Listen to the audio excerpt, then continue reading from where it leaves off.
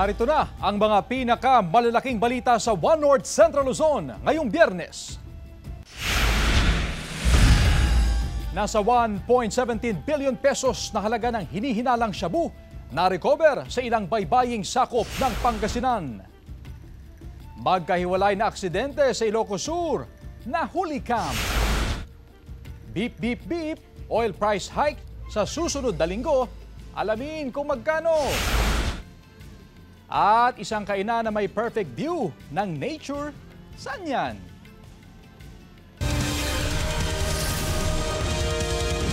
Ito ang GMA Regional TV, One North Central Luzon. Magandang hapon, ako si Chris Zuniga.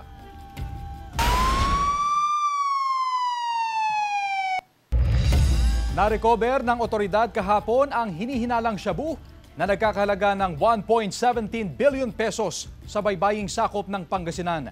Sa inilabas na ulat ng Coast Guard District Northwestern Luzon, sako-sakong naglalaman ng kabuang 173 packs ng iligal na droga ang nakita ng mga mangingisda sa mga baybaying sakop ng Western Pangasinan. Bandang hapon kahapon, unang natuklasan ng mangingisda sa baybaying sakop ng Bulinaw ang 2 sako na naglalaman ng hinihinalang shabu. Nakalagay sa mga pakete na may label na freeze-dried durian at refined Chinese tea ang mga ito. Samantala, 4 pang sako ang na-recover sa magkakahiwalay na bahagi ng baybayin ng Bulinaw, Agno at Bani. Nasa kustodiya na ng mga otoridad ang mga ebidensya habang nagpapatuloy pa ang malawakang investigasyon. Sinubukan ng GMA Regional TV na kunin ang pahayag ng PIDEA Region 1 pero ang National Headquarters na raw ang maglalabas ng pahayag. Magkahiwalay na aksidente sa Ilocos Sur, nahuli kam. Naka-alerto Glam Caligdan Dizon. Kita sa CCTV ang magkasunod na motorsiklo na binabaybay ang National Highway sa Barangay Tubantay, Ilocos Sur. Maya-maya pa, biglang nagsalpukan ng naunang motorsiklo at kasalubong na truck. Batay sa investigasyon ng PNP, umagaw ng linya ang lasing na driver ng naunang motorsiklo kaya sumalpok ito sa paparating na truck. Galing umano ang 2 motorsiklo sa inuman bago mangyari ang insidente. Critical ngayon ang kondisyon ng driver ng motorsiklo na nagtamo ng head injury at galos sa katawan. Wala pang pahayag ang mga sangkot sa aksidente. Sana po tingnan nila yung disiplina po ng pagmamaneho, lalo na yung pagmamaneho na nakainom po. Hindi po talaga pwede magsabay yun, yung uminom ka at saka magmaneho. Sa Vigan City naman, kita sa dashcam video na ito ang biglang pagsalpok ng isang SUV sa isang motorsiklo sa Rizal Street sa Barangay 4. Sugatan ng driver ng motorsiklo. Ayon sa pulisya, bahagyang may traffic build-up sa lugar at may nakatigil na mga sasakyan nang mangyari ang insidente. Nadamay rin sa aksidente ang 5 iba pang sasakyan. Nagkausap na raw ang mga sangkot sa insidente. Wala pa silang pahayag. Automatic yung sasakyan niya, doon sa nakita namin dashboard, nag-minor naman siya. Pero may biglang humarurot, sir. Imbes na preno, yung maapakan, yung silin niya doon, yung naapakan niya. Glam Caligdan Dizon, One North Central Luzon.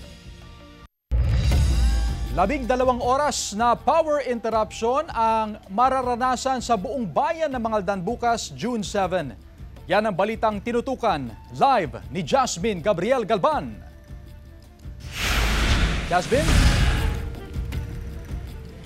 Chris, naghahanda ng ilang negosyante dito sa Mangaldan, Pangasinan para sa nakaschedule na 12 hours na power interruption bukas, June 7. Tuwing Sabado nakaschedule ang paglalaban ng damit ng pamilya ni Aling Imelda mula sa Barangay Poblasyon, Mangaldan, Pangasinan.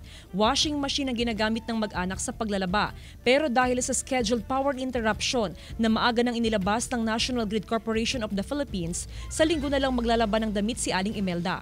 Walang laba muna. Sunday, ganon. I-move lahat ng mga schedules. Ilang negosyante naman sa bayan ang hindi muna raw magtitinda bukas dahil sa power interruption. Gaya ni Elsie Julian, wala rin daw siyang magagamit na yelo sa kanyang panindang sa malamig. Whole municipality of Mangaldan po yun. So baka Hindi po sure kung paano ba yan yung mga ano namin dito. Sa inilabas na advisory ng NGCP, 6:50 ng umaga hanggang alas 6 ng gabi, mawawala ng supply ng kuryente sa buong bayan ng Mangaldan bukas, June 7. Dahil ito sa ipatutupad na maintenance at testing ng 300 MVA power transmitter ng NGCP. Sasabayan din ito ng Sintelco ng pagsasaayos ng kanilang mga poste ng kuryente para maiwasan ang mga unscheduled power interruption, lalo na ngayong tag-ulan. Sasabayan din natin ng mga maintenance works at saka clearing operations sa mga main lines natin para maiwasan na mag-schedule ulit ng panibagong interruption para lang gawin yung mga activities na ito. Hiling ng Sintelco ang pangunawa ng mga electric consumer, lalo pat ginagawang mga taunang maintenance para matiyak ang magandang serbisyo ng mga electric cooperative. Chris, bukod sa bayan ng Mangaldan, apektado rin ng 12 hours na scheduled power interruption ang mga lugar na sakop ng Panelco 3, kabilang dyan ng Urdaneta 1, Binalonan 1 and 2 at bahagi naman ng Puzurubio Substation. Chris? Maraming salamat, Jasmine Gabriel Galban. Samantala, beep beep beep sa mga motorista, ihanda na ang budget dahil may inaasahang oil price hike sa susunod na linggo.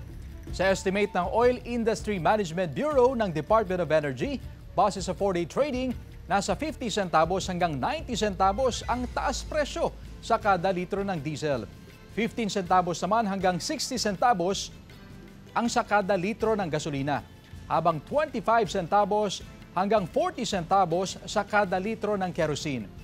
Ayon sa DOE, isa sa nakakaapekto sa pagtaas ng presyo ang tensyon sa pagitan ng Russia at Ukraine.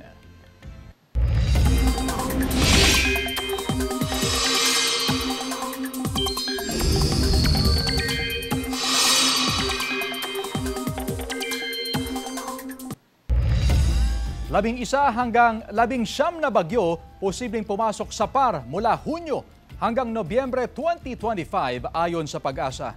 May detalye si CJ Turida. Simula Hunyo hanggang Nobyembre, 11 hanggang 19 na bagyo ang posibleng pumasok sa Philippine Area of Responsibility ayon sa pagtaya ng Pag-asa. 1 hanggang 2 sa Hunyo, 2 hanggang 3 sa Hulyo at Agosto, 2 hanggang 4 na bagyo sa Setyembre at Oktubre at 2 hanggang 3 ulit sa Nobyembre. Pero ayon sa Pag-asa, mas mababang araw ang bilang ngayong taon kumpara sa 21 bagyo noong nakaraang taon. Yun nga lang, medyo malalakas. Lalo-lalo nung nagkakaroon tayo ng mga El Nino event. Pag nagkaroon tayo ng El Nino event, nagkakaroon tayo ng malalakas na pagbuo ng bagyo. Patuloy na binabantayan ng Pag-asa ang LPA sa bahaging Visayas. Paakyat daw ito sa Luzon hanggang Linggo at posibleng maging bagyo na tatawaging Auring. Pero makararanas pa rin daw ng malakas na ulan sa Visayas at Mindanao dahil sa trough ng LPA. Light to moderate rains naman ang mararanasan sa Hilagang Luzon. Handa na raw ang Office of Civil Defense Region 1 sa pagtama ng mga bagyo sa rehiyon. Pinaigting pa ang kahandaan ng lahat ng member agencies ng RDRRMC. Sa atin naman po mga local DRRMOs po, constant naman po may mga nakahanda, naka-maintain, and naka-preposition naman na po silang mga iba't ibang response assets po na if ever kailangan po nilang rumisponde. Paalala ng OCD1 sa publiko tuwing may bagyo, tumalima sa mga ipatutupad na preemptive evacuation dahil para ito sa kanilang kaligtasan. Mag-prepare ng kanilang mga go bags na if ever man po ay kailangan po nilang lumikas sa kanilang mga kabahayan ay may handa po silang gamit. Kasama si Henry Duminsil, CJ Turida, One North Central Luzon. Mga kababayang Muslim sama-samang nagdasal sa kanilang pagdiriwang ng Eid al-Adha. Nagbabalik sa report, CJ Turida.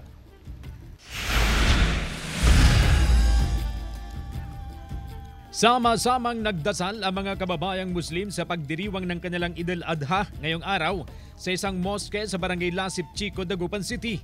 Ang Eid al-Adha o Feast of Sacrifice ay isa sa 2 kapistahang Islamiko na ipinagdiriwang sa buong mundo kada taon. Una rito ang Eid al-Fitr. Pagkakaisa, pagpapatawad at pagbibigayan ang sentro ng kanilang panalangin.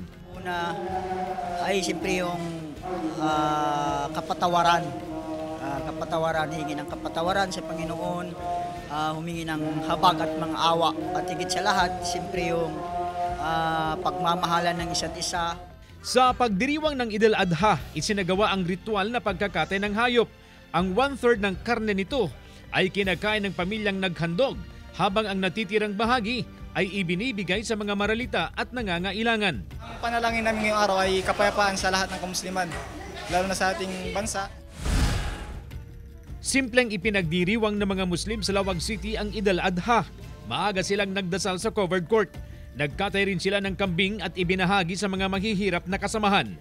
Masaya ang Muslim community dahil marami ang kanilang bisita ngayong araw. Nagkaisa rin ang mga Muslim sa Isabela sa pagdiriwang ng Eid al-Adha. Ang pagdiriwang ng Eid al-Adha ay tumatagal daw ng 4 na araw. Para sa bawat Muslim, ang Eid ay oras daw ng pagbibigayan at pagpapadama ng pagmamahal, kapayapaan at pagkakaibigan. Kasama si Henry Duminsil, CJ Torida, One North, Central Luzon.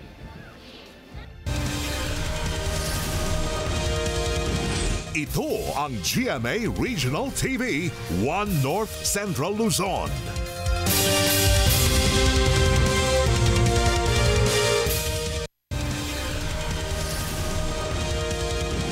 Ito ang GMA Regional TV, One North, Central Luzon. Mahigit 100% na pagtaas sa kaso ng dengue sa Region 2 na itala ngayong 2025 kumpara noong nakaraang taon. Ang detalye sa report. Sa tala ng DOH Center for Health Development Region 2, mula Enero hanggang May 24 ngayong taon, pumalo na sa 3,389 ang kaso ng dengue sa Cagayan Valley. Tumaas ng 102% mula sa 1,678 na kaso sa parehong panahon noong nakaraang taon. 11 ang nasawi sa dengue mula Enero hanggang Mayo ngayong taon. Mas mataas kumpara sa 5 lamang na naitala sa parehong panahon noong nakaraang taon. Sa Dagupan, puspusan ang isinasagawang misting operation ng City Health Office sa iba't ibang paaralan bilang paghahanda sa nalalapit na pasukan. Simula May 28, nasa 90% na ng mga pampublikong elementarya at sekundarya sa lungsod ang napuntahan ng autoridad para sa misting operation. Layon daw nitong maiwasan ang pagtama ng sakit na dengue sa mga guro at mag-aaral sa bawat paaralan.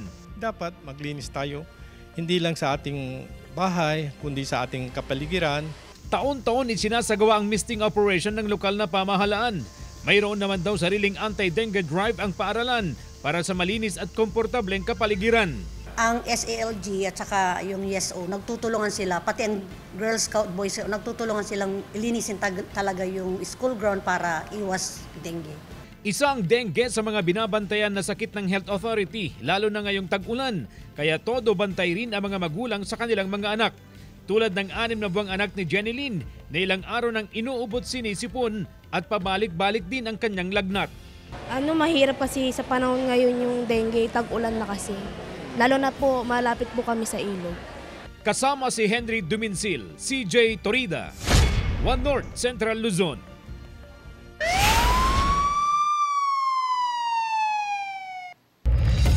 Lalaking gumamit ng panguryente ng isda sa Urdaneta City, patay matapos makuryente. Tutukan sa report. Patay ang isang lalaki matapos makuryente habang nanghuhuli ng isda sa isang sapa sa Barangay Anonas, Urdaneta City, Pangasinan noong Martes. Gumamit daw ng improvised electric fishing inverter ang biktimang si Gabi Padua, 37 anyos, residente ng Barangay Camantiles. Nakita nung witness natin na nakatumba, agad-agad naman siyang kinuha para dalhin sa ospital. Pero pagdating sa ospital, diniklara ng mga doktor doon na dead on arrival. Kurente siya doon sa gamit niyang fishing machine. Di baterya. Baka mali lang siguro siya ng pagkakakarga doon sa tubig at napikton din siguro siya. Labis ang pagdadalamhati ng mga naiwang kaanak ng biktima. Buntis pa man din ang kanyang asawa. Wala siyang kaaway. Marami nga siyang kaibigan doon dahil nakapag-asawa lang siya doon sa Camantiles. Talagang hilig niyang mangisda. Opo, kasi hanap buhay din po niya. Binibinta niya yung nakukuha ganoon. Kaya Nangunguryente kasi kung may makukuha, ibibinta, ganun. Walang foul play sa insidente ayon sa pulisya. Paalala ng otoridad na huwag gumamit ng dekuryente sa pangingisda dahil ipinagbabawal ito sa batas at may hatid na peligro sa buhay ng mga taong gagamit nito. Kasama si Ron Tanyedo, Glam Calicdan, Dizon, One North Central Luzon. Mas mahigpit na monitoring sa mga pampublikong transportasyon isasagawa ng LTO sa darating na pasukan sa June 16. Narito ang report. Tatlo ang anak ni Aling Zenaida na mag-aaral sa darating na school year 2025-2026. Mula sa kanilang bahay, sumasakay ng tricycle ang mga anak para makapunta sa kanilang eskwelahan. Ang palagi raw niyang bilin sa mga anak, iwasang sumakay sa tricycle na overloading o sobra pa si tinakdang bilang ng pasaherong isinasakay. Mas okay naman po yung para iwas disgrasya sa mga bata. Ang ganitong uri ng mga reklamo, gaya ng overloading at overcharging, ang mahigpit daw nababantayan ng Land Transportation Office o LTO sa nalalapit na balik-eskwela sa June 16. Mas hihigpitan ng LTO ang kanilang monitoring sa public transportation para matiyak ang safety ng mga estudyante o riding public. Titiyakin din ng LTO na may mga magbabantay na enforcer sa mga kalsada, ganun din sa labas ng mga malalaking paaralan. Law enforcement natin, pag brigada eskwela, daily yan, nandiyan sa mga gate ng mga schools. No? Tumutulong sila sa traffic on order. Hiling ng LTO sa iba't ibang transport group na maging responsable sa pagsunod sa batas trapiko. Kasabay nito ang pagtiyak na kondisyon ng sasakyan bago ibiyahe. Bago ako alis, check up po lahat, brake, preno lahat. Safe po yung mga taong bebahay po. Kasama si Henry Duminsil, Jasmine Gabriel Galban, One North Central Luzon.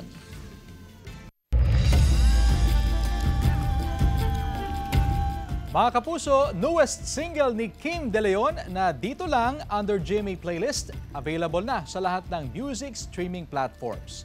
Silipin sa report ni Jewel Fernandez. Masayang ibinahagi ni Sparkle artist Kim De Leon ang kanyang favorite role sa Kapuso Network. Yan ang pagganap niya bilang isagani sa hit historical portal fantasy drama series na Maria Clara at Ibarra. At kung mabibigyan daw ulit siya ng new project, siguro mga superhero na rin. And marami pa akong gusto explore. Siguro yung mga roles na magiging challenging for me. Bukod sa acting, kitang-kita rin ang love for music ni Kim De Leon. Punong-puno ng pagmamahal ang newest single niya under GMA Playlist na Dito Lang. Tungkol daw ito sa pag-ibig na hindi natitinag at nananatili kahit anumang pagsubok ang dumaan. Dito lang ako. Pag pinapakinggan ko siya, parang sakto parang ito yung gusto mong marinig from the other person. Kapag yun yung na-feel mo, if you feel down and you feel alone. Ibinahagi rin ni Kim ang favorite line niya sa kanta. Aalalayan kita, hawak-hawak kita, habang hinahanap mo sa di. And yung message niya, feeling ko, ang sarap marinig nun sa loved one mo or sa ibang tao na sumusuporta sa'yo. Parang hinahayaan ka lang niya, gawin mo kung anong gusto mo, basta kung kailangan mo ako, nandito lang ako. Parang. Pwede nang i-download at pakinggan ang Dito Lang sa lahat ng music streaming platforms worldwide. Jewel Fernandez, One North Central Luzon.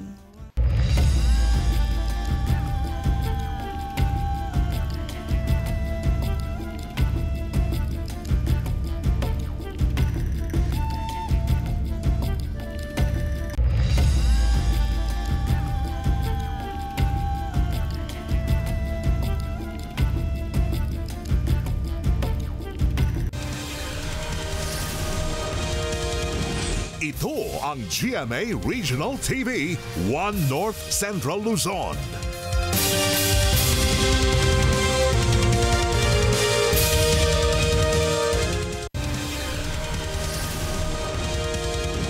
Ito ang GMA Regional TV, One North Central Luzon. Isinusulong ni Senate President Pro Tempore Jinggoy Estrada na alisin na ang senior high school. Ayon kay Estrada, bigo ang K-12 program na makamit ang layunin nitong mapabuti ang kakayahan ng mga estudyante. Dagdag pasanin at gastos lamang daw ito para sa mga mag-aaral. Nagain ng panukala si Estrada na mag-amyenda sa Enhanced Basic Education Act of 2013 na layong simplihan ang basic education sa bansa.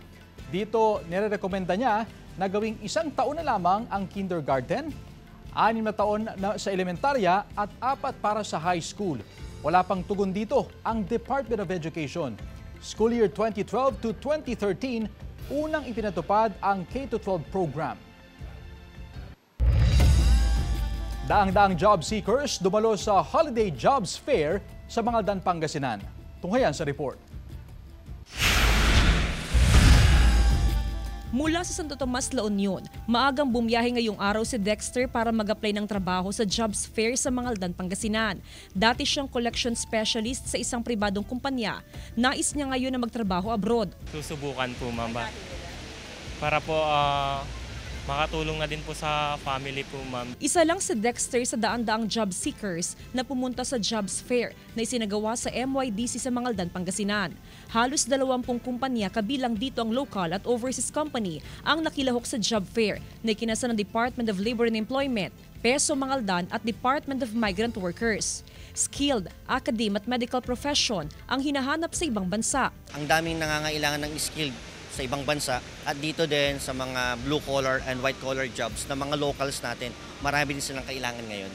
Nagpalala naman ang PESO Mangaldan sa mga job seeker na maging mapanuri at mag-ingat para makaiwas sa illegal recruiter na karaniwang nag-iikot sa mga barangay sa bayan. Check na po natin sa DMW lagi kung lisensyado po ba yung agency na pupunta po sa atin. Ang tignan po natin kung legit po yung mga job vacancies or job orders na pinapakita po nila. Kasama si Daryl Peralta, Jasmine Gabriel Galban, One North Central Luzon.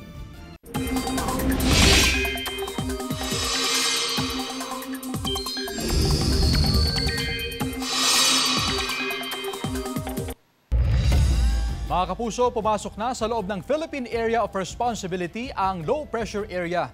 Huli itong namataan ng Pag-asa, mahigit 400 kilometro ang layo sa silangan ng Eastern Visayas. Ayon sa Pag-asa, may tsansa itong maging bagyo at kung sakaling matuloy, tatawagin itong Bagyong Auring. Ang kauna-unahang bagyo ngayong 2025. Posible pang magkaroon ng pagbabago sa mga susunod na araw pero maging bagyo man o hindi at mag-landfall man o hindi, palalakasin ito ang habagat na magpapaulan sa malaking bahagi ng bansa. Base naman sa datos ng Metro Weather, may tsansa ng ulan sa Northern at Central Luzon. Kalat-kalat ang malalakas na ulan pero ang matitinding buhos posibleng maranasan sa western section ng Central Luzon, gaya ng Zambales. Posible rin ang ulan sa ilang pang bahagi ng bansa. Patay sa isang inkwentro sa Bagao, Cagayan ang isa sa mga pangunahing sospek sa pagpatay sa 2 pulis Bulacan noong Marso 8. Kinilala ang napatay na sospek na si alias Sander na halos 3 buwan daw na tinutugis ng mga otoridad. Ayon sa mga otoridad, bandang alas 12:40 ng tanghali noong June 4 nang ma-corner ang sospek sa Zone 7, Barangay Bakagan, kung saan umano siya nagtago. Sa halip na sumuko, bumunot umano siya ng baril at sinabing hindi siya pahuhuli ng buhay. Pagkatapos ito, pinaputukan umano niya ang mga pulis. Napilitang gumanti ng putok ang mga pulis at napuruhan ng sospek. Na-recover sa pinangyarihan ng insidente ang isang Glock pistol na pagmamay-ari umano ng isa sa mga namatay na pulis. Samantala, kinaaliwan ng netizens ang tila singing collab ni Kapuso Drama King Dennis Trillo at kanyang alagang pusa. In perfect sync ang oriental short hair na si Yair na isa sa mga alagang pusa ni Dennis at kanyang misis na si Jeneline Mercado. Tila hindi kasi siya nagpahuli sa Pa-Finish the Lyrics Challenge ni Dennis. Speaking of Denjen, nanguna sa top movie in the Philippines sa Netflix ang kanilang pelikulang Everything About My Wife na collaboration ng GMA Pictures at Creation Studios. Bibida rin sila sa GMA Prime series na Sanggang Dikit for Real na mapapanood na simula June 23, 8:50 p.m. sa GMA.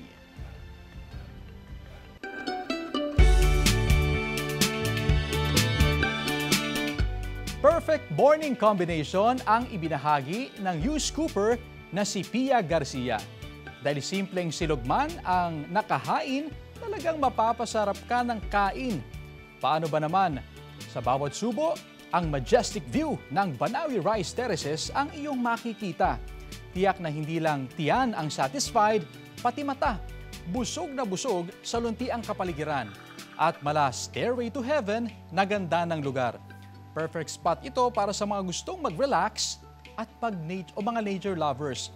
Payo naman ni Pia sa mga gustong bubisita sa Banawe, i-ready ang sarili sa matarik na daan at mahaba-habang trekking.